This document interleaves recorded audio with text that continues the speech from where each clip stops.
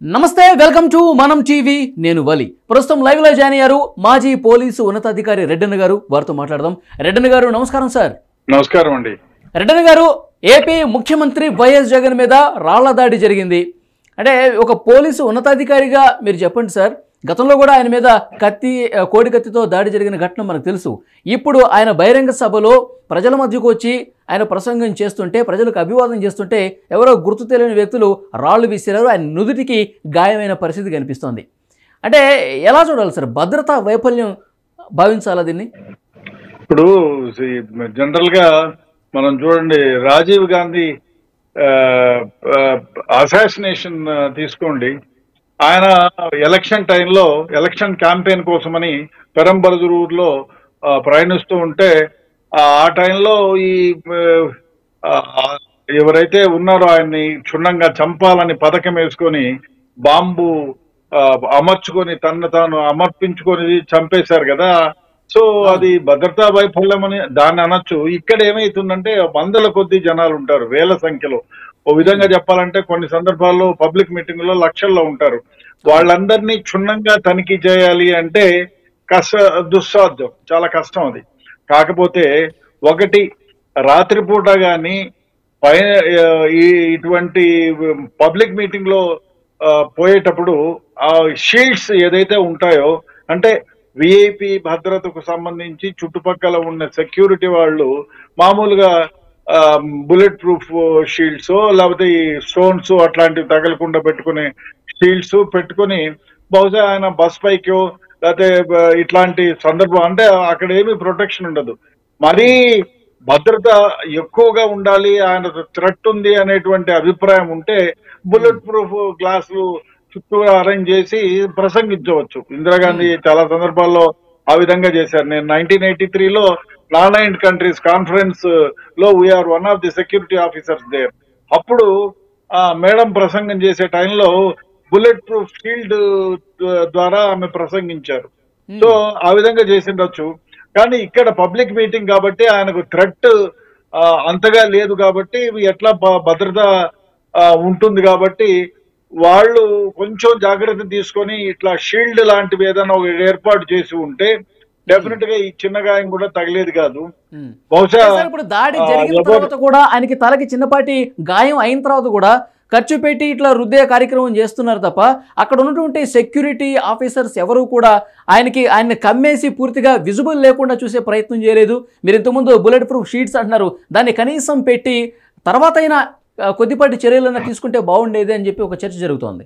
ఇప్పుడు అది మనం ఆ సిచ్యువేషన్ బట్టి అక్కడ భద్రతా అధికారి ఎవరైతే ఇన్ఛార్జ్ ఉంటాడో ఆయన వ్యూహంలో భాగమేనండి. ఎవరైనా ఆ భద్రతా అధికారి ఈ విధంగా చేయాలి, ఈ విధంగా ఉంటే మళ్ళీ ఫర్దర్ గా ఏమన్నా దాడి జరగకుండా ఉంటుంది అనేది వాళ్ళ ఆలోచనలు బట్టి ఉంటుంది. ఇప్పుడు ప్రతి మనిషి ఒక్కొక్క రకంగా ఆలోచిస్తూ ఉంటాడు. అక్కడ బహుశా ఆయనకి థ్రెట్ లేదు, ఆయన ఎవరికి పెద్ద థ్రెట్ ఉండే సమాచారం ఉండి ఉండదు, అందువల్ల ఆ విధంగా బిహేవ్ చేశారేమో చెప్పలేము. ఎందుకంటే ఆ సిచ్యువేషన్ లో ఆయనకు భద్రత ఈ విధంగా ఉంటుంది, ఈ విధంగా థ్రెట్ ఉంటుంది, ఇబ్బందిని కలగజేస్తారు అని ఉంటే డెఫినెట్ గా వాళ్ళు షీల్డ్ను ఉపయోగించే వాళ్ళేమో. ఏది ఏమైనా ఒక విఐపి పోయినప్పుడు ప్రజల్లో కొంత సుముఖత ఉంటుంది, కొన్ని సందర్భాల్లో విముఖత ఉంటుంది.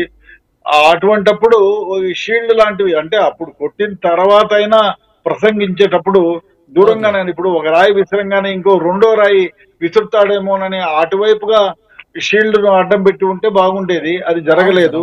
బహుశా వాళ్ళ ఆలోచన విధానం ఏ విధంగా ఉందో, ఒకవేళ ఈ షీల్డ్ అడ్డం పెడితే పెరికివాడు అనుకుంటారనో, లేకపోతే ఆయన ముఖ కవళికలు ప్రజలు గమనించడానికి వీలు కాదనో, లేదో ఏ విధంగా వాళ్ళ ఆలోచన ఉంటుందో చెప్పలేము. ఎందుకంటే ఆ భద్రతాధికారి ఎవరైతే ఉంటారో ఆయన ఆలోచనలు బట్టి విఐపితో ఒకసారి చెప్తారు. అంటే దాడి జరిగిన తర్వాత అసలు ఏంటి పరిస్థితి అనేది ప్రజలకు కూడా కొంత కెమెరాకి ఎక్స్పోజ్ చేయాలన్న ఆలోచన కనిపించింది అంటారా? చెప్పలేము. ఎందుకంటే మనం ఇక్కడ ఏదో కూర్చొని మాట్లాడుకుంటే కాదు. కానీ ఇప్పుడు కొన్ని సందర్భాల్లో మనం ఇప్పుడు ఇందిరాగాంధీని చంపక ముందు 1984లో ఆమెకి ఇట్లా మీరు తీసుకున్న పంజాబ్ యాక్షన్ వల్ల మీలో చాలా మందికి వ్యతిరేకత ఉంది అని చెప్పారు. కానీ వ్యతిరేకత తన భద్రతా దళాలు తననే హతమార్చుతారు అన్నంత గొప్పగా ఉంటుందని ఊహించలేకపోయింది ఆమె. అందువల్ల ఆమె దాన్ని కేజేయలేదు. ఆమె పక్కనున్న భద్రతా సిబ్బందే ఆమెను కాల్చి చంపినారు. కాబట్టి కొన్ని సందర్భాల్లో ఊహించలేము. సో ఏదో వాళ్ళ జరిగిన కొన్ని ఇన్సిడెంట్ మనకి కళ్ళ ముందు కనిపిస్తున్నాయి. కోడికత్తి ఘటన కావచ్చు. ఇప్పుడు మేమంతా సిద్ధం స్టార్ట్ అయిన తర్వాత కూడా కొన్ని రోజుల ముందు మనకు తెలుసు ఒక చెప్పు విసిరారు. మొన్న సింగరాయకొండ దగ్గర అనుకుంటా, బహుశా అక్కడ ఒక అగంతకుడు ఇట్లా కాన్వాయ్కి ఎదురుగా వచ్చేసి అద్దాల పగలగొట్టే కార్యక్రమం చేశాడు. ఇప్పుడు రాయి దాడి జరిగింది. అంటే పాస్ట్లో ఇన్సిడెంట్స్ కూడా కొన్ని ఉన్నాయి కాబట్టి మరింత జాగ్రత్తగా వ్యవహరించుంటే బాగుండేది. ఇంటెలిజెన్స్ టీం కావచ్చు, సీఎం పర్సనల్ సెక్యూరిటీ టీం కావచ్చు. ఒక చర్చ ఉంది, ఏమంటారు? నిజమే అయిండొచ్చు. ఒకవేళ అంటే వాళ్ళ ఆలోచనలు మనం చెప్పలేము. ఇప్పుడు నేను భద్రతా అధికారిగా ఉంటే నేను డెఫినెట్ గా షీల్డ్ ఏర్పాటు చేసిండేవాడిని. బహుశా షీల్డ్ ఏర్పాటు చేస్తే ఎవరైతే అక్కడ ఎవరైతే విఐపి ఉన్నారో ఆయన పర్మిషన్ కూడా తీసుకోవాలి. నాకేం అవసరం లేదా అంటే మనం అడ్డం పెట్టడానికి వీలు కాదు కదా. ఎందుకంటే ఆయన కోసం ఆయన రక్షణ కోసం మనం నియమించబడ్డాం కాబట్టి ఆయన అనుమతి కూడా తీసుకోవాల్సి ఉంటుంది. కొన్ని సందర్భాల్లో మీరు చూడండి, మీరు అక్కడ అటువైపుకి వెళ్ళొద్దు అంటే కూడా విఐపీలు అటువైపు చొచ్చుకొని పోతారు, చేతులు ఇస్తారు, హక్ చేస్తారు, ఇవన్నీ చేస్తారు ఉంటారు. ఇది ప్రజలను ఆకట్టుకోవాలనో లేదు ప్రజల మధ్యకి చొరవగా వెళుతున్నాడనో అనిపించుకోవాలనో లేదు ఓటర్స్ ను ఓటర్స్ ని అట్రాక్ట్ చేసి వాళ్ళ ద్వారా ఓట్స్ ని అట్రాక్ట్ చేయాలనో చెప్పలేము. వాళ్ళ మనోభావాలను బట్టి ఉంటుంది, వాళ్ళ ఆలోచన విధానాన్ని బట్టి ఉంటుంది. ఇప్పుడు ఒక దెబ్బ తగిలింది, దాన్ని ప్రజలకు చూపించాలనో అనే భావన ఉండొచ్చు, లేదా ఇది చిన్న దెబ్బే కదా నేను లెక్క చేయననే ఉద్దేశము ఉండొచ్చు, చెప్పలేము. ఏ విధంగా ఎలక్షన్ క్యాంపెయిన్ అది చాలా అవసరం అనుకుంటా. ఎంతో కొంత సానుభూతి వర్కౌట్ అయ్యే పరిస్థితి కూడా అంటే చాలా మంది చెప్పలేదు. అది ఇప్పుడు దెబ్బలు తగిలించుకొని పోతేనే ఓటేస్తారా అని అనుకుంటారా ఏమో, I cannot believe that. But మనిషి ఇప్పుడు మీరు ఒక విధంగా ఆలోచన చేస్తారు, నేను ఇంకో విధంగా ఆలోచన. ఇప్పుడు అది చూసి సానుభూతితో ఓట్లు అడగడానికి అని అనుకోవచ్చు, లేదు ఇటువంటి దెబ్బలు ఎన్నో చూసాం నేను లెక్కలోకి చేసుకోననే భావనలో కూడా ప్రజల్లో కనపరచాలని, ఆయన పిరికివాడు కాదు ధీరుడు అనుకోని కూడా అనిపించుకోవాలనే ఉద్దేశం కూడా ఉండొచ్చు. లేదు ఇది అల్లా common, we're all common people, ఇటువంటి మామూలే అనే ఉద్దేశంలో కూడా పోయి ఉండవచ్చు. లేదా దీంతో సానుభూతితో ఇది దెబ్బ తగిలినది అయ్యో పాపం అని సానుభూతిగా చూపిస్తారనేటువంటి భావన కూడా ఉండొచ్చు. ఈ నాలుగిట్లో దేన్ని మనం చెప్పలేము. ఆ వ్యక్తి యొక్క మనోభావాల మీద ఆధారపడి ఉంటుంది. మనము రాయి విసిరాడు, జగన్మోహన్ రెడ్డి గారికి నుదురికి గాయమైంది, కంటి పై భాగాన గాయమైంది. గాయం సంబంధించిన దృశ్యం కూడా మనం చూస్తున్నాం. అయితే ఆ రాయి ఎవరు వేశారు, ఆ వేసిన వ్యక్తిని పట్టుకోవటం ఎలా, ఇది ఒక పెద్ద టాస్క్ కనిపిస్తోంది. ఎందుకంటే అది చీకటిగా ఉంది, ఆ సమయంలో కరెంటు కూడా పోయిందని చెప్తున్నారు. ఆ సమయాన్ని అదును చూసుకొని రాయి విసిరినట్టుగా చెప్తున్నాడు. అతన్ని కనిపెట్టడం ఎలా, పోలీసులు ఇన్వెస్టిగేషన్ ఎట్లా ఉండాల్సిన అవసరం ఉందంటారు? ఇప్పుడు ఒకటండి, జనరల్ గా ఇటువంటి సందర్భాల్లో నలుమూలలా కెమెరాలు ఉంటాయి. అదే కాకుండా ఆ రాయి విసిరిన దిశలో ఎప్పుడో సందర్భంలో ఫోటోలు తీసే ఉంటారు. ఆ 10 మందో 20 మందో గుంపులో ఒకడు రాయి వేస్తే చుట్టుపక్కల ఉన్నోళ్ళు 5-6 మందికి తెలిసే ఉంటుంది. ఎవరైనా చెప్తారు ఎవడో రాయి వేసిందంటే వాడు రామకృష్ణ గాడో ఎల్లో షర్ట్ వేసుకున్నాడు, ఆ ముస్లిం అబ్బాయి, లేదు వాడు ఇందాక తిట్టాడనో, ఈ విధంగా ఉంటుంది. కొంచెం క్షుణ్ణంగా ఇన్వెస్టిగేట్ చేయగలిగితే డెఫినెట్ గా ఆ వ్యక్తిని పట్టుకోవచ్చు. కాకపోతే ఒకటి, సానుభూతి కోసమే అయి ఉంటే ఒకవేళ ఆ రాయి ఇక్కడ బదులు ఇక్కడ తగిలి ఉంటే, కంటికి తగిలి ఉంటే ప్రమాదమే కదా. అవును, ఇది కాబట్టి దీన్ని ఏ విధంగానూ మనం విశ్లేషించుకోలేము. ఇప్పుడు ఏది ఏమైనా ఇది నిజంగానే దుశ్చర్య, ఇది మంచిది కాదు. ఒకవేళ అంటే ఒకటి కాదు సార్, 2-3 రాళ్ళు వేశారంట. ఒకటి జగన్ గారి తగిలింది, ఒకటేమో మాజీ మంత్రి వెల్లంపల్లి గారి తగిలింది, ఒకటి ఇద్దరికి తగలకుండా పోయింది. నిజంగా అసలు కంటికి తగిలితే కనుచూపు కోల్పోయే ప్రమాదం ఉండేది. కనుచూపు పోయే ప్రమాదం కూడా ఉంది. కంటికి ఏ విధమైన ఇబ్బంది పడే ప్రమాదం ఉంది, కనుచూపు పోయే ప్రమాదం ఉంది. లేదు కణతన తరగకూడని కణతకు తగిలి చనిపోయే ప్రమాదం కూడా ఉంది. చెప్పలేము. ఎందుకంటే ఆ తగిలిన రాయి పరిమాణము, వచ్చిన స్పీడు, ఇవన్నీ తగిలిన ప్రదేశము, ఈ మూడింటిపైన ఆధారపడి ఉంటుంది. కాబట్టి డెఫినెట్ గా అది ప్రమాదకరమైన వ్యవహారమే. అది ఏ విధమైన ఉద్దేశంతో వేసినా ఇది డెఫినెట్ గా ఒక మనిషి యొక్క ప్రాణాలని తీయొచ్చు, ఒక మంచి అవయవాన్ని పనిచేయకుండా చేయొచ్చు. లేదు ఇప్పుడు ఒకటి వేరే అతనికి ఎవరికో తగిలిందన్నారు, ఒకటి గురి తప్పి పక్కకు పోయిందన్నారు. ఆ పరిమాణం ఏంటి, ఎందుకు వేశారు, వాడి ఉద్దేశం ఏంటి, అది చూడాలి. రేపు డెఫినెట్ గా దొరికి ఇవాళ కాకపోయినా అంటే రేపు దొరికి కొంతమంది తీరుతారు. కుట్ర కోణం కూడా చూస్తున్నారు సార్. ప్రతిపక్షాలు చేయించని ఇప్పుడు అధికార పార్టీ వాళ్ళు చెప్తున్నారు, లేదు వాళ్లే కావాల్సుకున్న సానుభూతి కోసం ఇట్లాంటి డ్రామాలు ఆడుతున్నారు అని చెప్పి ఇటు ప్రతిపక్ష సభ్యులు ఆరోపణలు చేస్తున్న విషయం మనకు తెలిసిందే. పొలిటికల్గా ఎవరు విమర్శలు ఎలా ఉన్నా సరే, నిజంగా అలాంటి జరిగి ఉంటే గనక, నిజానిజాలు వాస్తవాలు బయటికి రావాలంటే గనక ఇన్వెస్టిగేషన్ ఎట్లా చేస్తే బాగుంటుంది, ఎట్లా చేస్తే వేగంగా జరిగే అవకాశం ఉందంటారు? డెఫినెట్ గా ఇప్పుడు అక్కడ విఐపి వస్తున్నారంటే చాలా కెమెరాలు ఉంటాయి. అదే విధంగా పైన నుంచి కూడా నలుదిశలా కవర్ చేస్తూ ఉంటారు. నెమ్మదిగా చూస్తే ఆ వ్యక్తి చూడు, ఆ వ్యక్తి జోబులో నుంచి రాయి తీశాడా, చేతిలో నుంచి తీశాడా, కాటర్ పిల్లర్ ను యూజ్ చేశాడా, రాయి పరిమాణం ఇప్పుడు తగిలిన తర్వాత అక్కడే పడి ఉంటుంది కదా రాయి చుట్టుపక్కల వెహికల్లోనే. సో కాబట్టి ఆ రాయి పరిమాణం ఏంటి, ఏమి, అవన్నీ ఈజీగా అంటే రాయి కనిపెట్టే పరిస్థితి లేదనుకుంటా సార్. రాత్రి నుంచి మనం చూస్తూనే ఉన్నాం వార్తలు. రాయి ఎటుపోయిందో కూడా తెలియదు, కనీసం ఎటువైపు పడింది ఆ రాయిని సేకరించే పరిస్థితి ఇంతవరకు రాలేదు. ఒకవేళ భద్రతా విషయాల దృష్ట్యా ఒకవేళ రాయి ఉన్నా దాని పరిమాణం ఇతర పరిస్థితుల గురించి అది సీక్రెట్ గా పెట్టి ఉండవచ్చు కదా, చెప్పలేం. అది ఒకవేళ దొరికి ఉండవచ్చు రాయి, లేదా అక్కడే పడి ఉంటుంది, చెప్పలేము. అది క్షుణ్ణంగా ఇన్వెస్టిగేషన్ చేసిన తర్వాత ఎవరు కొట్టారు, వాళ్ళ ఉద్దేశం ఏమిటి, ప్రతిపక్షాల వాళ్ళు కొట్టిండవచ్చు, లేదా ఆకతాయిలు ఏంట్రా మాట్లాడేది అని చెప్పి వేసి ఉండొచ్చు, లేదు అంటే ఏ విధంగానైనా ఆలోచన చేసుకోవచ్చు, మనం చెప్పలేం. దీన్ని అన్ని కోణాల్లో దర్యాప్తు చేస్తే ఇది ఏమిటి, సానుభూతి కోసం జరిగిందా, లేదు సానుభూతి కోసం జరిగేదే అయితే రాయి అక్కడ వేస్తే ఆ కన్నుకో లేకపోతే ఏ కణతకో తగిలి ప్రాణం పోయే సమస్య కూడా ఉంది కదా. కాబట్టి అంటే కొంతమంది ఇట్లా పొలిటికల్ గా విమర్శలు చేసేవాళ్ళు అంటున్నారు, దాన్ని ఏమంటారు, క్యాట్ బాల్ తో చేశారు, అంటే పంగలకర్రతో ఇప్పుడు పిట్టలను కొడతా ఉంటారు చూసారా,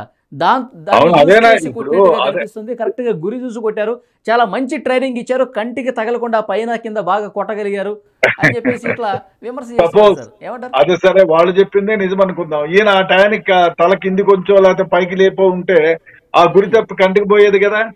అవును. అప్పుడు కాబట్టి దీన్ని మనం అంత తొందరగా సానుభూతి లేకపోతే కావాలని చేయించుకున్నారా, లేదా అడ్వర్టైజ్మెంట్ కోసం చేయించుకున్నారా, లేదు కక్షగట్టి మా చేసిన పనులు మాకింత ద్రోహం జరిగింది, మాకు ఈ విధమైనటువంటి అన్యాయం జరిగింది, మాకేమి న్యాయం జరగలేదు ఫలానా కేసులోనో ఫలానా వ్యవహారంలోనో అని కక్షతో గట్టి కొట్టిండవచ్చు. లేదు కొందరు జరిగిన ఒక ఉదాహరణ కూడా ఇంతకుముందు మీకు చెప్పాను నేను, కోడికత్తి కేసుకు సంబంధించి ఇంకా విచారణ జరుగుతూనే ఉంది. అది తన చేతిలో ఇంకా అతిగతి లేదు సార్. సో ఇది కూడా అలాంటి పరిస్థితికి వస్తుందా నాకు డౌట్ అయితే కనిపిస్తోంది, నిజంగా కుట్రకోణం ఉంటే గనక. కోడికత్తి వ్యవహారం ఏమిటంటే అతని చేతిలో కత్తి ఉంది, ఒక మనిషి ఉన్నాడు, అతన్ని కట్ చేశాడు. సో అతన్ని ఇంట్రాగేట్ చేసి క్షుణ్ణంగా చేస్తే దాని వ్యవహారం ఏంటో డెఫినెట్ గా బయటపడుతుంది. అతను ఛార్జ్ షీట్ వేసినారు అనుకుంటా, ఛార్జ్ షీట్ వేసినారు కాబట్టి అతని ఉద్దేశం ఏమిటో ఇంట్రాగేషన్ చేస్తే డెఫినెట్ గా తెలుస్తుంది. తెలియకుండా పోయే ఏం పెద్ద కేసు ఏం కాదు అది. కాబట్టి చూడాలి మరి.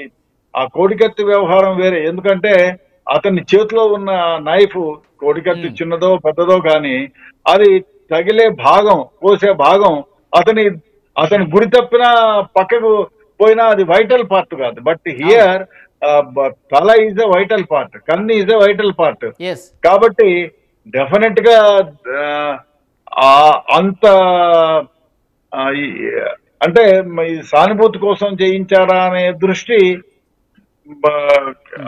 మాట్లాడడం కరెక్ట్ కాదేమో. ఎందుకంటే ఎన్నికల కోడ్ ఉన్నటువంటి ఈ సమయంలో ఈ రకమైనటువంటి దాడి జరిగినటువంటి పరిస్థితి ఉన్న నేపథ్యంలో ఎలక్షన్ కమిషన్ ఎలాంటి చర్యలకు ఆదేశించాల్సిన అవసరం కనిపిస్తుంది? ఇన్వెస్టిగేషన్ చేయమంటారు రావాలంటే కనుక, తెలియాలంటే కనుక ప్రజలకి ఎట్లా ఉండాలి సార్? ఇన్వెస్టిగేషన్ చేయాలి క్షుణ్ణంగా, ఎవరు చేశారు, ఏ ఉద్దేశంతో చేశారు అనేది డెఫినెట్ గా బహిర్గతం కావాలి. అతను చేసిన వ్యక్తిని డెఫినెట్ గా పనిష్ చేయాలి. ఇప్పుడు 307 వేయచ్చు, ఎందుకంటే అది కందుకు తగిలో, ఇంకో నూదుడుకు తగిలో, లేకపోతే కణితకు తగిలో అది ప్రాణాన్ని తీసే అటెంప్ట్ మర్డర్ కిందకే వస్తుందా సార్? చెప్పలేము. ఎందుకంటే రాయి పరిమాణము, వేసిన ఉద్దేశము, తగిలిన ప్రదేశము, గాయపడిన గాయం ఇవన్నిటి మీద ఉంటుంది. 307 వేయచ్చు, అదేమి 307 అవును, ఇప్పుడు మీరు ఇంతకుముందు అన్నారు, తగలరాని చోట తగిలితే ప్రాణాలు పోయే ప్రమాదం కూడా ఉంది కదా. పోతుంది కాబట్టి 307 కింద అటెంప్ట్ మర్డర్ కింద కూడా వేయచ్చు. అదే విధంగా ఆ వ్యక్తి చంపాలి అనేటువంటి ఉద్దేశంతో వేసా అంటే డెఫినెట్ గా ఇంకో దగ్గర తగిలినా కూడా అది అటెంప్ట్ మర్డర్ కిందకే ఎఫ్ఐఆర్ కట్టొచ్చు. లేదు జాలీగా చూద్దాం వీడికి తగులుతుందో లేదో, నువ్వు వేయరా రాయి అన్నాడు అనుకో, ఈ విషయంలో కాదు మామూలుగా అది 307 కిందకి రాదు. ఇప్పుడు నేనే ఉన్నా, నా ఫ్రెండ్ ఉంటాడు, రాయి తెస్తంట బల్ల కొట్టినావు లేరా ఇంకోసారి అంటే వీడు ప్రొవోకేట్ చేస్తే వేస్తే అది 307 కిందకి రాదు కదా. ఇక్కడ అట్లా కాదు, ఈ మనిషి ప్రసంగిస్తున్నాడు, అవతల వ్యక్తులు సమూహంలో నుంచి అదే కరెంటు పోయిన సందర్భంలో విఐపి కేసి కొట్టినాడు గురి తప్పి అంటే డెఫినెట్ గా ఏ ఉద్దేశంతో చేశాడు అనేది ఇన్వెస్టిగేషన్ లో తేలాల్సి ఉంటుంది. డెఫినెట్ గా ఇన్వెస్టిగేషన్ అన్ని వైపులా కెమెరాలు ఉంటాయి కాబట్టి సో డెఫినెట్ గా ఏ మూల నుంచి రాయి వచ్చినా సరే కనిపెట్టడం అంత కష్టమేం కాదని చెప్పేస్తున్నారు. సో రాబోయే అతి కొద్ది రోజుల్లోనే ఎవరింటి అనేది కూడా బయటపడే అవకాశం ఉందంటారా? డెఫినెట్ గా ఇన్వెస్టిగేషన్ క్షుణ్ణంగా చేస్తే బయటపడక తప్పుతూ డెఫినెట్ గా బయటపడుతుంది. ఎందుకంటే క్షుణ్ణంగా ఇన్వెస్టిగేట్ చేయగలిగితే అది బయటపడుతుంది, 100% బయటపడుతుంది. ముద్దా ఎవరో తేలుతుంది. అతని ఉద్దేశాన్ని బట్టి, అతను ఆ రాయి కొట్టిన పరిమాణాన్ని బట్టి, దాడి చేశాడా, ఎవరన్నా చెప్తే చేశాడా, ఏం జరిగిందనేది కూడా ఇన్వెస్టిగేషన్ లో బయటపడుతుంది. ఎస్ చెప్పి ప్రోద్బల డబ్బులు ఇచ్చి చేసి ఉండొచ్చు, లేదు నువ్వు ఈ విధంగా చేయరానొచ్చు, లేదు మనకి అన్యాయం చేశాడు కొట్రా నేనున్నా నీ వెనకాలని చేయించి ఉండొచ్చు, లేదు వీడే ఏదన్నా న్యాయం జరగలేదు సీఎం గారి దగ్గరికి ఇన్నిసార్లు పోయినాను పిటిషన్లు ఎత్తుకొని నా భూమి వేరే వాళ్ళు గుంజుకున్నారు అది ఇవ్వలేదు, వీడిని ఏ విధంగానైనా నా కోపాన్ని చల్లార్చుకోవాలి, కొట్టి చల్లార్చుకోవాలని కూడా పోయి ఉండవచ్చు.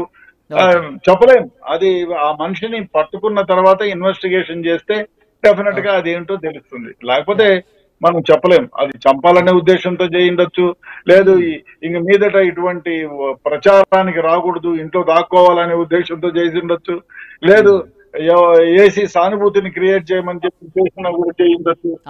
చెప్పలేం, ఉండొచ్చు.